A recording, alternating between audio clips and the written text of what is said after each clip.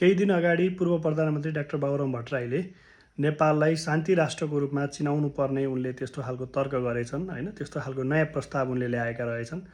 वास्तवमा आजभन्दा 50 वर्ष पहिले नै राजा वीरेन्द्रले नेपाललाई शान्ति क्षेत्रको रूपमा चाहिँ विश्वमा चिनाउनको लागि विश्व समुदायमाझ उनले नेपाललाई शान्ति क्षेत्र घोषणा गरियोस् भन्ने प्रस्ताव गरेका थिए। त्यतिबेला राजा वीरेन्द्रको राज्याभिषेकको क्रममा 60 भन्दा बढी देशका प्रतिनिधिहरू उपस्थित थिए र त्यसै समयमा धेरै राष्ट्रहरूले नेपालको शान्ति क्षेत्रको प्रस्तावलाई स्वीकार पनि गरेका थिए र पछिल्लो तथ्य अनुसार चाहिँ झन्डै 116 भन्दा बढी देशहरूले नेपालको शान्ति क्षेत्रको प्रस्तावलाई स्वीकार गरिसकेका थिए। डाक्टर बाबुराम भट्टराई तिनै व्यक्ति हुन् जसले राजा वीरेन्द्रको शान्ति क्षेत्रको प्रस्तावलाई देशभित्रबाटै विरोध गर्ने, त्यसको विरुद्धमा कार्यक्रमहरू गर्ने मात्रै होइन, उनले नेतृत्व गरेर नेपालमा 10 वर्ष सशस्त्र युद्ध पनि गराएर नेपाललाई 10 वर्ष अशान्तिको बाटोमा लगेर झन्डै 17,000 को हत्या प्लस 5,000 बेपत्ता सहित 22,000 नेपालीको चाहिँ अनाहकमा ज्यान गयो। त्यसको प्रमुख कारक व्यक्तिका रूपमा बाबुराम भट्टराई पनि एक हुन्।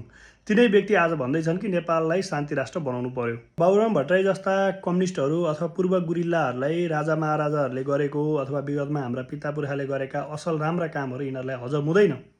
त्यो हजम हुने कुरै छैन। यिनीहरूको सिद्धान्तले नै त्यो दिँदैन हैन। उनीहरू कसरी हुन्छ नेपाली समाजलाई दिग्भ्रमित बनाउने, विगतका सबै गलत तर आफूले गरेको अथवा आफूले ल्याएको प्रस्ताव आफूले गर्न खोजेको चाहिँ सबै राम्रो भन्ने किसिमको यिनीहरूको त्यस्तो खालको माइन्डसेट हुन्छ हैन। अब यो बाबुराम भट्टराईलाई चाहिँ राष्ट्रपिता पृथ्वीनारायण शाहले चाहिँ नेपाललाई दुई ढुङ्गा बीचको तरुल भनेको पनि चित्त बुझेन। बाबुराम भट्टराईलाई चाहिँ नेपाललाई दुई ढुङ्गा बीचको लालीगुराँस चाहियो अरे हैन।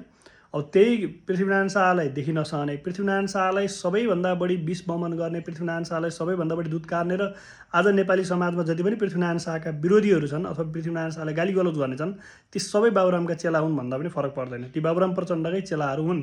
अब तिनै बाबुराम भट्टराई चाहिँ अब पृथ्वीनारायण शाहले भनेको त्यो दुई ढुङ्गा बीचको तरुल यिनलाई चित्त बुझ्दैन, राजा वीरेन्द्रले भनेको शान्ति क्षेत्रको प्रस्ताव यिनलाई चित्त बुझ्दैन हैन। पृथ्वीनारायण शाहलाई सबभन्दा बढी गाली यिनै गर्ने, राजा वीरेन्द्रलाई सबभन्दा बढी गाली यिनीहरू नै गर्ने, अनि त्यही राजा वीरेन्द्र त्यही पृथ्वीनारायण शाहले गरेको काममा शब्द तलमाथि गरेर आफू हिरो भन्ने फेरि हैन। किनभने कम्युनिस्टको एउटा के हुन्छ भन्दाखेरि यिनीहरू इम्टी ग्लास थ्योरीमा काम गर्छन् के, विगतको सबै गलत भनेर मेट्न खोज्ने, त्यसपछि नयाँ ल्याएर भर्ने, खाली भर्ने। किनभने विगतको नमेटिकन त आफ्नो ल्याएर भर्न पाइँदैन।